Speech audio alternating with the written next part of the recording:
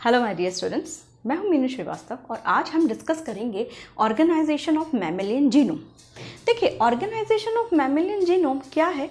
वो वैसा ही जीनोम है जो कि यूकैरियोटिक जीनोम आपने पढ़ रखा है। ठीक है, तो ये कोई अलग तरीके का टॉपिक नहीं है, ये है आपका ऑर्गेनाइजेशन ऑफ यूकैरियोटिक जीनोम। ठीक है, देखिए इसमें है क्या इस टेक्निक में कि जो मैमल्स हैं वो क्या कैटेगरी होती है। मैमल्स जो होते हैं जो कि अपने एनिमल्स को फीड कराते हैं, यही हम जानते हैं। और जो मैमल्स होते हैं वो किस कैटेगरी के लिविंग सिस्टम है? यूकैरियोटिक सिस्टम है। तो ये क्वेश्चन आपका कि ऑर्गेनाइजेशन ऑफ मैमेलियन जीनोम या ऑर्गेनाइजेशन ऑफ यूकैरियोटिक जीनोम, ये दोनों ही चीज़ें सेम हैं, तो इससे आप बिल्कुल कंफ्यूज मत होइएगा। दोनों ही तरीके से आपसे पूछा जा सकता है कि किस तरीके से जो आपका मैमेलियन जीनोम है वो अरेंज होता है। देखिए, इसका अरेंजमेंट इतना इम्पॉर्टेंट क्यों है? एक तो ये बात हमारे लिए मायने रखती है। देखिए, हमारा जो जीन है, हमारा जो डीएनए है वो बहुत करीबन 6 मीटर, अगर हम एक सेल का डीएनए खोल के देखें तो it's around 6 meter in length. लेकिन उस 6 मीटर के लेंथ की चीज़ को, कि थ्रेड को हमारे सेल के न्यूक्लियस के अंदर जो पैकिंग की जाती है वो बहुत अमेजिंग स्ट्रक्चर है। ठीक है, मतलब कि अगर मैं आपको ये कहूँ कि ये डॉट है, मे बी आपको डॉट दिख रहा होगा, मे बी नहीं दिख रहा होगा। ठीक है, तो अगर मैं एक सेल की स्ट्रक्चर कहूँ तो एक सेल की स्ट्रक्चर इससे भी छोटी है और उसके अंदर जो न्यूक्लियस है वो भी छोटा, इससे भी छोटा है, और न्यूक्लियस के अंदर जो क्रोमोसोम है वो और ज़्यादा छोटे हैं। अब उसके अंदर 6 मीटर का डीएनए अगर आप पैक करेंगे तो ये स्ट्रक्चर एक अमेजिंग स्ट्रक्चर नहीं होगा कि एक बहुत बड़ा आश्चर्य हमारे बायोलॉजिकल मॉलिक्यूल में नहीं होगा? बिल्कुल होगा। तो वही चीज़ है कि ये एक स्पेसिफिक चीज़ आपके जो है सिलेबस में दी हुई है कि कैसे एक इतना बड़ा थ्रेड या इतना बड़ा जेनेटिक इन्फॉर्मेशन इतनी सी चीज़ में पैक कर दी जाती है। तो चलिए विदाउट डिले किए हुए हम देखते हैं इसकी बेसिक कुछ डेफिनेशंस को और फिर हम फटाफट से इसके ऑर्गेनाइजेशन को समझते हैं। जीन जो है, देखिए जेनेटिक ऑर्गेनाइजेशन से ये वर्ड आया कहाँ है? जीन से। अब जीन क्या है? जीन डीएनए का, यानी कि उस जेनेटिक इंफॉर्मेशन का बहुत छोटा सेगमेंट है जो कि हमारे पास कुछ प्रॉपर इंफॉर्मेशन को कंडक्ट रखता है या प्रॉपर इंफॉर्मेशन को कैरी करता है, जो कि प्रोटीन्स, हार्मोन्स और अदर बायोलॉजिकल मॉलिक्यूल्स को बनाने के लिए बने होते हैं। ठीक है, तो यहाँ पर डेफिनेशन लिखी है, gene is the segment of DNA which contain instruction for the production of biological molecule as protein, hormones etcetera. ठीक है, तो जीन क्या है? डीएनए का बहुत छोटा पार्ट, ठीक है, जिसमें कुछ पर्टिकुलर इंफॉर्मेशंस है। अब यहाँ पर ये हम बात करें कि ह्यूमन बॉडी के अंदर करीबन 1 लाख जीन्स होती हैं, जिसमें से केवल 20 से 25 हज़ार जीन्स ही प्रोटीन को इनकोड करती हैं। ठीक है, अब यहाँ पर जो है एक सेल के अंदर अगर किसी हम पर्टिकुलर सेल, हमारी बॉडी में बहुत सारी सेल्स हैं, मिलियंस ऑफ सेल्स हैं, और अगर मैं एक सेल का डीएनए या एक सेल का पूरा डीएनए निकालूं तो वो चीज़ कहलाएगी जीनोम। ठीक है, तो जीन क्या है? डीएनए का सेगमेंट, और जीनोम क्या है? पूरा डीएनए एक सेल का। ठीक है, ये ध्यान रखें, all the DNA present in 1 cell. ठीक है, अब यहाँ पर जो है अगर हम बात करें कि पूरी ह्यूमन स्पीसीज की, तो उसके अंदर 99.8% जो जीनोम होता है, 99.8% जीनोम इज आइडेंटिकल, यानी कि वो बिल्कुल आइडेंटिकल है ईच अदर, लेकिन 0.2% जो है वो डिफर है। ठीक है, तो जीनोम क्या कह सकते हैं हम? जीनोम क्या हुआ? कलेक्शन ऑफ जीन्स ही तो हुआ, जो कि किस फॉर्म में प्रेजेंट है? क्रोमोसोम में। समझ में आ गया भाई? डीएनए का सेगमेंट जीन, और पूरा डीएनए क्या है? जीनोम। तो जीनोम क्या है? कलेक्शन ऑफ जीन ही तो हुआ। समझ में आ गया? तो जीनोम क्या है? Is the collection of gene of a cell. It code for hereditary informations, यानी कि इसके अंदर हेरिडिटरी इन्फॉर्मेशंस होती हैं। हेरिडिटरी इन्फॉर्मेशंस मतलब कि ये हमारे जेनेटिकल इन्फॉर्मेशंस को कैरी करता है, यानी कि वो चीज़ें जो हमें पुश्तैनी मिली हैं, जो हमें हमारे पेरेंट्स से मिली, हमारी मदर से मिली, हमारे फादर से मिली है, हमारे ग्रैंड पेरेंट्स से मिली है, उन इन्फॉर्मेशंस को कैरी करता है। ठीक है, तो इट इज आइदर, भाई जीनोम क्या है? जीनोम हमने कहा है कि कलेक्शन ऑफ इन्फॉर्मेशन है। अब जीनोम दोनों ही तरीके का हो सकता है, या तो डीएनए या आरएनए। अब आरएनए हायर ग्रेड में नहीं होता, ठीक है, हाई आरएनए जो होता है वो लोअर ग्रेड में होता है, जैसे वायरसेस वगैरह के अंदर, लेकिन जो डीएनए होता है वो मोस्ट ऑफ ऑर्गेनिज्म के अंदर जो है DNA as a genetic organization present होता है। ठीक है, तो जीनोम क्या है? अब जीनोम हमने कहा है कि एक सेल का कंप्लीट डीएनए, ठीक है, लेकिन ये ध्यान रखिए कि जो हमारे पास कंप्लीट डीएनए है उसमें से कुछ पार्ट नॉन कोडिंग सीक्वेंस होता है और कुछ पार्ट कोडिंग सीक्वेंस होता है। मतलब कि कुछ इंफॉर्मेशन हमारे काम की नहीं होती और कुछ इंफॉर्मेशन हमारे काम की होती है। ऐसा क्यों? ऐसा इसलिए क्योंकि हमारा जीन आज का बना हुआ नहीं है, हमारा जीन बरसों मिलियंस ऑफ ईयर्स पहले का है। ठीक है, तो वो जीन वहीं से कैरी करते हुए चली आ रही हैं और जिसकी अब जरूरत नहीं है।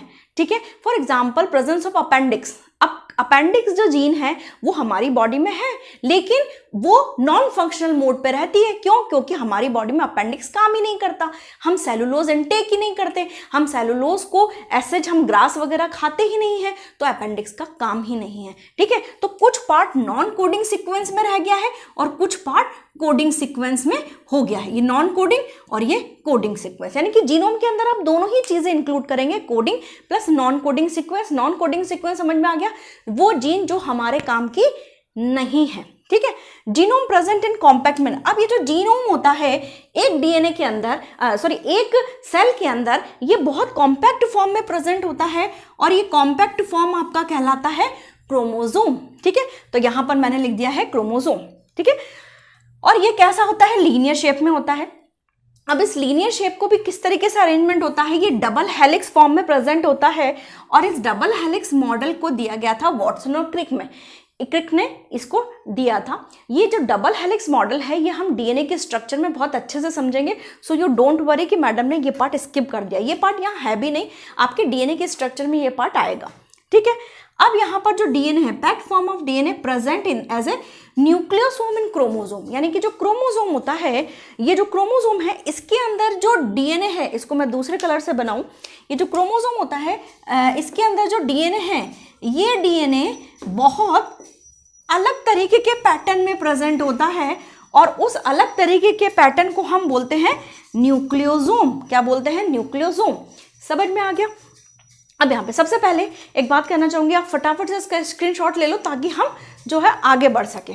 ठीक है, चलिए ले लिया स्क्रीनशॉट। अब देखिए यहाँ पर ये जो मतलब कि डीएनए का अरेंजमेंट किस तरह से, भाई हमने कहा कि डीएनए बिल्कुल गुथा हुआ मौजूद है, बिल्कुल पैक्ड फॉर्म में मौजूद है, तो उस पैक्ड फॉर्म को बताया गया with the help of nucleosome model. Nucleosome model जो होता है ये बताता है कि इतना लंबा डीएनए आप कैसे अरेंज करके रख सकते हैं इतनी सी चीज में। मतलब जो मैं हाथ से भी नहीं बता पा रही हूँ कि कितना छोटा है वो चीज। ठीक है, तो यहाँ पर जो है डीएनए के अंदर एक्चुअली देखो, डीएनए का फुल फॉर्म क्या होता है? Deoxy ribo nucleic acid. ठीक है, अब देखो हम न्यूक्लियोसोम मॉडल पढ़ने जाने हैं। न्यूक्लियोसोम मॉडल जो कहता है कि जो डीएनए होता है वो नेगेटिवली चार्ज होता है, डीऑक्सी राइबो न्यूक्लिक एसिड। तो इस नेगेटिवली चार्ज को बैलेंस किया जाता है with the help of histone. ठीक है, with the help of histone. ध्यान रखिएगा कि जो नेगेटिवली चार्ज डीएनए होता है उसे पॉजिटिवली चार्ज हिस्टोन से जो है बैलेंस किया जाता है, काउंटरएक्ट किया जाता है। और ये जो हिस्टोन होते हैं ये लाइसिन और आर्जिनिन, ये जो अमीनो एसिड है, लाइसिन और आर्जिनिन जो अमीनो एसिड हैं इनमें जो है इनसे रिच होते हैं, यानी हिस्टोन के अंदर लाइसिन और आर्जिनिन की भरमार होती है। ठीक है, अब ये जो न्यूक्लियोसोम होता है ये अरेंज कैसे होता है? एक न्यूक्लियोसोम के अंदर हम बात करते हैं nucleosome core particle plus adjacent DNA और H1 हिस्टोन। ठीक है, जिसे हम H1 की जगह H5 भी बोलते हैं। कई बुक्स में आपको H1 की जगह H5 हिस्टोन भी मिलेगा और इसे हम बोलते हैं मार्कर प्रोटीन। इसको हम क्या बोलते हैं? Marker protein. ठीक है, अब देखिए होता क्या है कि जो हिस्टोन होते हैं वो 5 टाइप के हैं। कितने टाइप के हैं? हिस्टोन है आपके 5 टाइप के। यहाँ पता नहीं मैंने लिखा हुआ है नहीं लिखा हुआ है, मुझे ध्यान नहीं आ रहा है। नहीं लिखा हुआ है। ठीक है, अब यहाँ पर देखो क्या होता है, हिस्टोन 5 तरीके के हैं, H1, H2A, H2B, यहाँ मैं लिख देती हूँ, है ना, कौन कौन से? H1, H2A, H2B, H3 और H4, है ना, ये 5 तरीके के हिस्टोन प्रोटीन्स मौजूद हैं और ये हिस्टोन प्रोटीन्स जो होते हैं लाइसिन और आर्जिनिन रिच होते हैं। अब ये जो H2A, H2B, H3 और H4 जो हैं, ये जो 4 मॉलिक्यूल्स हैं, हाँ ये मैंने 4 मॉलिक्यूल्स बताए, ये 4 मॉलिक्यूल्स जो होंगे, हाँ ये जो 4 मॉलिक्यूल्स होंगे हिस्टोन के, यहाँ पर फिर ये 4 मॉलिक्यूल्स और प्रेजेंट होंगे। ठीक है, समझ में आ रहा है कि ये जो H2A, H2B, H3 और H4 जो होते हैं ये ऑक्टामर होते हैं, यानी कि इनके 2-2 सेट, यानी कि इनका एक एक सेट प्रेजेंट होता है, यानी कि इनका पेयर्ड प्रेजेंट होता है। H2A के 2 मॉलिक्यूल, H2B के 2 मॉलिक्यूल, H3 का 2 मॉलिक्यूल, H4 का 2 मॉलिक्यूल, तो ये ऐसे हो गए। अब इनके चारों तरफ जो है वो DNA गुथा हुआ रहता है। ठीक है, जैसे ये 4 हैं, ठीक है, ये 4 हैं। अब इनके सेम ऐसे ये 4 नीचे होंगे। ठीक है, और ये जो 4 जैसे मैंने बनाया 1 2 3 4 1 2 3 4 है ना, ये मैंने थोड़ा 3D टाइप बनाना कोशिश की है। अब क्या होता है कि DNA इनमें गुथना शुरू होता है। ठीक है, ये DNA है ना, ये DNA है ना, ये DNA यहाँ से आया और वो नीचे वाले 4 पे ऐसा गुथा, यानी कि ये DNA आया है ना, और ये ऐसे गुथ के ऐसे चला गया। ठीक है, वो नीचे वाले पे गुथा और ये बाहर निकल गया। ठीक है, तो ये जो होता है कि DNA wrapped around H2A, H2B, H3 and H4, ये करीबन 1/3/4 कॉइलिंग होती है। 1/3/4 कॉइलिंग मतलब कि देखो, पहले ये एक कॉइलिंग कंप्लीट करता है और फिर ये जो नीचे वाली से है, ये जो सपोज मेरा हाथ मान लो नीचे वाला है, ठीक है, तो ये नीचे से कॉइलिंग करता हुआ और फिर बाहर निकल जाता है। मतलब ये कॉइलिंग 3/4 कॉइलिंग होती है। यहाँ पर जो कॉइलिंग होती है ना बेटा, ये 3/4 कॉइलिंग होती है, ये पूरी कॉइलिंग नहीं होती है। मतलब देखो यहाँ पर तो पूरी कॉइलिंग है, ये अंदर की तरफ गया, एक राउंड लगाया और राउंड पूरा करने से पहले ये बाहर निकल गया। ठीक है, तो यहाँ पर ये हुआ, ये पूरा, ठीक है, उसके बाद इसी को समझ लो कि ये नीचे है ना, ये पेयर्ड है ना, ऐसा मान लो। अब ये हो गया, अब ये दूसरे पे गुथना था और ये पूरा गुथना था, उससे पहले ये बाहर निकल गया। समझ में आ गया? अब उससे क्या हुआ कि इस पूरे ऑक्टामर सेट को हम बोलते हैं हिस्टोन ऑक्टामर, न्यू बॉडी या कोर ऑफ न्यूक्लियोसोम। क्या बोलते हैं? हिस्टोन ऑक्टामर, न्यू बॉडी या कोर ऑफ न्यूक्लियोसोम। ठीक है, अब क्या होता है कि यहाँ पर ये जो आपका DNA है, जब ये बाहर निकलता है तो ये अटैच होता है आपके H1 हिस्टोन प्रोटीन से। H1 हिस्टोन को कई बुक्स में आपको H5 भी मिलेगा देखने को, इसको कई बुक्स H5 भी लिखती हैं। तो H1 या H5 हिस्टोन, जिसे हम मार्कर हिस्टोन कहते हैं। अच्छा, यहाँ पर मैं आपको बताना चाहूँगी कि जो 1/3/4 कॉइलिंग होती है इस न्यू बॉडी में, इसमें जो करीबन 147 बेस पेयर मौजूद होते हैं, यानी कि जो DNA इसके चारों तरफ घूमा है, इसमें करीबन 147 बेस पेयर मौजूद होते हैं।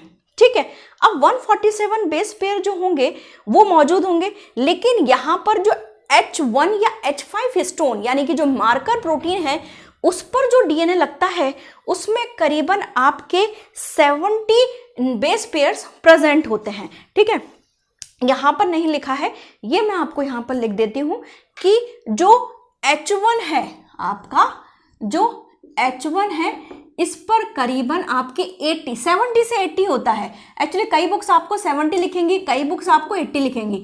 80 बेस पेयर की कॉइलिंग होती है। ठीक है, और H1 को आप H5 या मार्कर हिस्टोन प्रोटीन भी कहते हैं। ठीक है, अब यहाँ पर क्या हुआ, ये न्यूक्लियोसोम, ये एक 1/3/4 हो गया, लेकिन क्या केवल इसी चीज को है क्या, या मतलब DNA केवल इतना एक ही बार न्यूक्लियोसोम बॉडी आएगा क्या? नहीं, अब ये जो है न्यूक्लियोसोम कोर या न्यू बॉडी, ये पहले आ गया, फिर दोबारा DNA गुथा, वो एक और दूसरे न्यूक्लियोसोम से गुथा, फिर इस तरह से हो गया। तो यानी कि DNA बार बार न्यूक्लियोसोम कोर या न्यू बॉडी या हिस्टोन ऑक्टामर पे गुथ रहा है।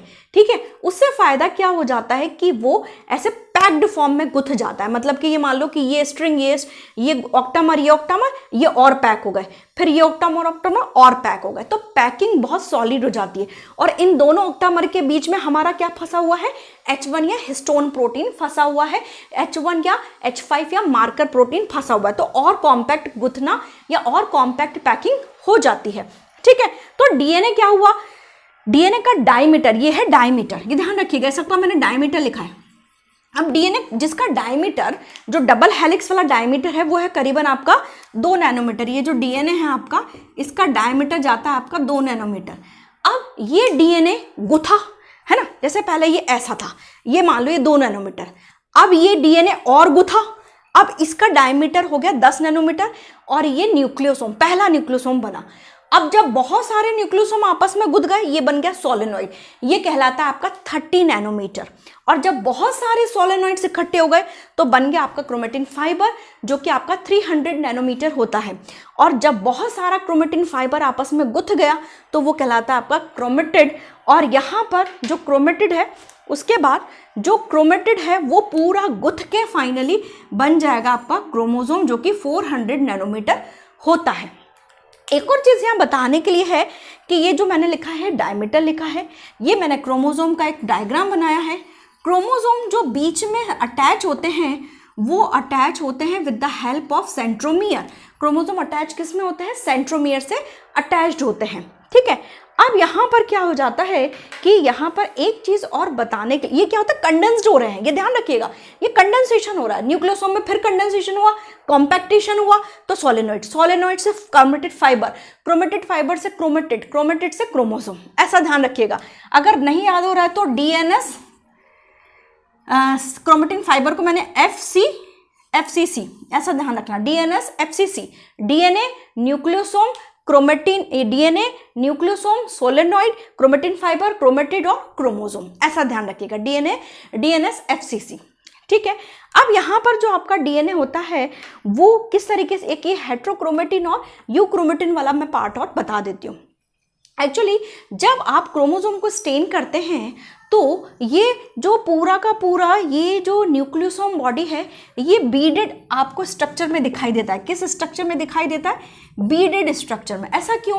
क्योंकि ये भाई एक डीएनए पे इतने सारी बीड हो गई, ठीक है, ये पूरा का पूरा एक दिखता है हमको, ये पूरा का पूरा एक दिखता है हमको, ठीक है। जब हम इलेक्ट्रॉन माइक्रोस्कोप से देखते हैं फिर दूसरा दिखता है, तो इस तरीके से हमें ये चीज़ ऐसे दिखती है क्रोमोसोम के अंदर कि जैसे एक माला के अंदर बहुत सारे बीड लगे हुए हैं, यानी मोती गुथे हुए हैं, तो वो चीज़ आपके क्या कहलाती है? Beaded structure. तो बीडेड स्ट्रक्चर के नाम से भी अगर पूछते हैं तो आपको यही चीज़ लिखनी है। अब हम सिर्फ जरा सी बात कर लेते हैं क्रोमेटिन की, इसको मैं यहाँ से रब कर दूँ, इसको फटाफट से स्क्रीनशॉट ले लो अगर नहीं लिया है तो। चलिए अब यहाँ पर जो है एक और चीज़ मैं आपको बताना चाहती हूँ कि ये यूक्रोमेटिन और हेट्रोक्रोमेटिन पार्ट क्या होता है। देखिए यहाँ पर जो है जब डीएनए होता है तो जब आप क्रोमोसोम को जब आप स्टेन लेते हैं तो कुछ स्टेन जो होता है, कुछ जगह जो होती है आपकी डार्क स्टेन लेती है और कुछ जगह आपकी लाइट स्टेन लेती है। तो अगर मैं बात करूं कि इस तरीके से ये, तो अगर मैं क्रोमेटिड यानी क्रोमोसोम के अंदर डीएनए की स्ट्रक्चर देखूं तो कुछ जगह ज़्यादा गुथी हुई रहती है, कुछ जगह ओवर बीडेड रहती है, और ये जगह आपकी कहलाती है हेट्रोक्रोमेटिन, और कुछ जगह जो होती है वो आपकी बिल्कुल एक थ्रेड जैसी होती है, यानी कि कम उसमें जो कॉम्पैक्टेशन कंडेंसेशन कम होता है, वो आपका कहलाता है यूक्रोमेटिन। क्या कहलाता है आपका? यूक्रोमेटिन। हेट्रोक्रोमेटिन और यूक्रोमेटिन। तो हेट्रोक्रोमेटिन जो होता है वो आपका जेनेटिकली इनएक्टिव पार्ट होता है, यानी कि इसको अगर अपन देख लें तो ये होता है आपका जेनेटिकली इनएक्टिव, है ना। इन दोनों में डिफरेंस हो सकता है आ जाए, और ये होता है आपका जेनेटिकली एक्टिव। ये आपका क्या लेता है? डार्क स्टेन लेता है, और ये वाला आपका लेता है लाइट स्टेन, ठीक है। उसके बाद इसको हम फॉल्स क्रोमोसोम भी बोलते हैं और उसको हम ट्रू क्रोमोसोम भी बोलते हैं, कि इनके अंदर जो इन्फॉर्मेशन है वो ट्रू इन्फॉर्मेशन है, ठीक है। इसके अलावा कुछ और हो जो रह गया हो तो मैं देख लेती हूँ। फॉल्स हो गया, जेनेटिकली डार्क स्टेन। हाँ, ये जो पार्ट रहता है वो आपका 70% ऑफ टोटल क्रोमेटिन बनाता है, और ये आपका 30% पार्ट बनाता है। तो जब क्रोमोसोम के अंदर हम देखते हैं बीडेड स्ट्रक्चर, तो बीडेड स्ट्रक्चर में भी कुछ पार्ट हमारा हाई स्टेन लेता है और कुछ पार्ट आपका लो स्टेन लेता है। तो लो स्टेन वाले पार्ट को हम बोलते हैं यूक्रोमेटिन, जो कि जेनेटिकली एक्टिव पार्ट होता है, जिसके अंदर मेन जेनेटिक इंफॉर्मेशंस होती हैं, और वो करीबन 30% पार्ट होता है, जिसे हम ट्रू जीनोम भी कहते हैं, और जो कि लाइट स्टेन ले रहा है। जबकि जो हाई स्टेन ले रहा है, डार्क स्टेन ले रहा है, वो आपका जेनेटिकली इनएक्टिव होता है, वो करीबन 70% पार्ट बनाता है, और वो आपका फॉल्स क्रोमोसोम की कैटेगरी में आता है। यहाँ पर हमारा organization of mammalian genome complete होता है। आई होप आपको लेक्चर समझ में आया होगा। कोई भी डाउट है कमेंट सेक्शन में पूछिए, otherwise please like share and subscribe. हम बहुत जल्दी इस यूनिट को कंप्लीट करेंगे। Till then bye bye, take care, thank you.